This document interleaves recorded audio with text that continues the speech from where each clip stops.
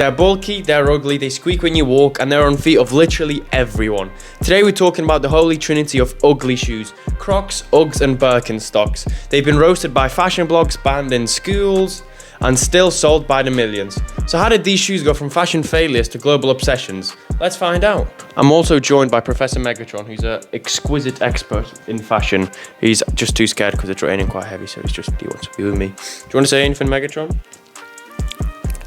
Crocs are like the child of a pool noodle and Swiss cheese. Bro, you can't eat the palm tree, man. Launched in 2002 as a boating shoe, yep, people were supposed to wear these when navigating yachts, not catwalks. They were made with a material called Croslite, which honestly sounds like it was stolen from a rejected Avengers script. In reality, it's just squishy antimicrobial foam that feels like stepping on marshmallows. In the mid-2000s, Crocs were everywhere. Kids, nurses, chefs, and your Uncle Gary who barbecues in the rain. Then came their downfall. Around 2008, fashion said no more clog crimes. Stock plummeted. Crocs were labeled as footwear for people who've truly given up. But then the comeback happened. Crocs got smart. They embraced the name. They said, fine, yeah, we are ugly, but we're comfy though, so. What the hell are you wearing? What are them? What the hell have you got on your feet? Oh, my new Crocs, do you like them? No! They are the ugliest things I have ever seen in my life. Oh no, don't knock them till you try them. No, you look like a right Yeah, I shall knock them. I shall knock them. They are the comfiest things I've ever worn. No, you won't catch me dead in them.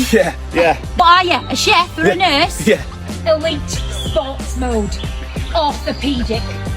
Waterproof. Bloody hell! Look at them! I told you. That ain't good! Comfort outweighs I don't that. care. I don't care what people think. It's mad. It's like a weird psychological change. Never, ever in a million years will I ever wear those disgusting flipping things. Blooming heck, see what I mean? You're not wrong. You're not wrong. Yeah. I love it. One One of us. Then it started dropping mad collabs. Balenciaga said, what if Crocs had heels? Genius. And then people paid $850 for them in a recession. Post Malone dropped limited Crocs. They sold out instantly. Within seconds they sold out. Bad Bunny, Justin Bieber. Suddenly Crocs were Yeezys of gardening clogs. But the most unhinged collab of all, Lightning McQueen Crocs. Yep. Disney and Crocs gave us red shiny clogs with McQueen's face, wheels, and even sound effects. They went viral on TikTok. Adults were fighting toddlers in store aisles to get a pair. The resale hit over $300 for cartoon car shoes. Welcome to fashion in the 2020s. Hey, please can you phone me an ambulance? Guys, there's Lightning McQueen Crocs limited edition. They cost me about $250, and I don't know if you can see what they actually even light up, which is kind of mad. And if the biggest flex, sport mode. Good job. Are you okay, Megatron? What? Okay. Let's talk about Jbits, the little things that people shove into their Crocs. They were invented in 2005 by Sherry Schmelzer. Sorry if I butchered your name. A stay-at-home mum with a glue gun and 3 kids begging to bling out their foam clogs. She started creating little decorations for fun, then her husband, Rich Schmelzer, sorry again if I butchered your name, saw the business potential. The couple launched Jbits from their basement in Colorado. Within a year, they were making millions selling plastic charms that fit into Crocs' holes. And Crocs itself bought the company for $10 million. Yes, $10 million for rubber ducks, skulls, and peace signs. Now there's a Jbits for everything. I mean, it goes from Lightning McQueen to KFC chicken drumsticks. Your feet now express more personality than your entire dating profile. And then TikTok, of course, made Crocs go mega viral. Customization, hauls, bedazzled clogs with 200 Jbits each. Some people turned theirs into mini fish tanks. I'm not even kidding. Crocs became a canvas for self-expression. Ugly, sure, but unique.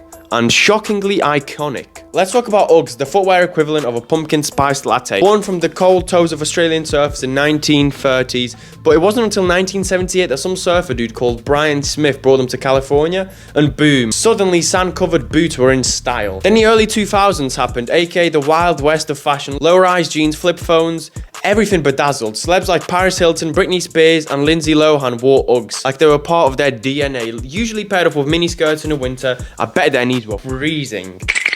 Then came the Oprah effect in 2003. Uggs landed in Oprah's favorite things list, which basically meant your grandma, your dog walker, your algebra teacher now all owned Uggs.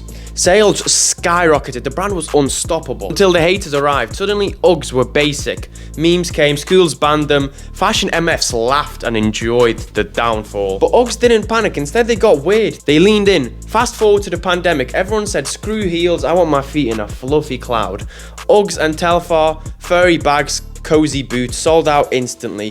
Uggs and Bape, Uggs and Palace. They gave Uggs a streetwear glow up. Now you see streetwear MFs rocking Uggs. TikTok rediscovered the Tasman slippers and the ultra mini boots, styled with cargos, tiny tops, and an iced coffee, of course. Suddenly Uggs were no longer basic, they were the good. Suddenly Uggs weren't basic, they were the good. You may be thinking, why on earth do people love them? They're warm, they're nostalgic, they're the only acceptable shoe to wear when you've emotionally checked out. Uggs are like therapy, but for your feet. Warm, soft, slightly overpriced, and they're always there for when your life is falling apart.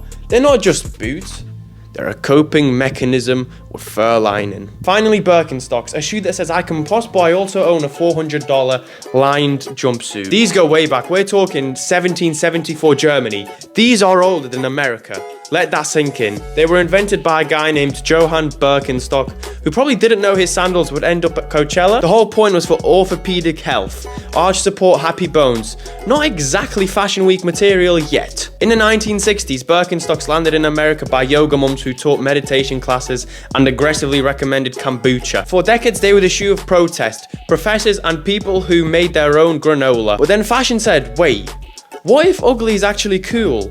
Like, what if it looks like a potato is the new trend? Because being cool used to mean sharp linens, minimalism, painful heels, but now it's Crocs with fried chicken Jbits, Uggs that look like teddy bears, and sandals that scream organic grocery. Ugly is cool because it's anti-try-hard. Whoa, you leaped. Ugly is cool because it's anti-try-hard. It's comfort, personality, rebellion, all rolled into one. In came the Collabs. Rick Owens and Birkenstocks for your goth professor fantasy. Jill Sanders, Stussy, Valentino. Suddenly Birkenstocks were at front of Fashion Week. In 2023, they were valued at 8.6 billion. That's a lot of cork. Then came Barbie. In the film, she literally had to choose heels or Birkenstocks. She picks the Birkenstocks, of course, and I respect that, to be honest. They're way more comfy. Why do people love them? Well, they're very practical, they last forever, they mold to your foot like a loyal foot dog. Plus, they're a flex, a quiet one, like saying, I don't chase trends, I compost them. Crocs, Uggs, Birkenstocks, the unholy trinity of comfort-first footwear. Once ridiculed, now loved. They prove fashion doesn't have to hurt. That you can wear marshmallows on your feet and still be iconic. So wear your weird shoes, add 40 Jbits, rock that Tasman slipper like it's couture, because in 2025, ugly is the new black. Now, if you enjoyed this video, slap that like button. Drop your favorite ugly shoe in the comments and don't forget to subscribe for more chaotic fashion deep dives.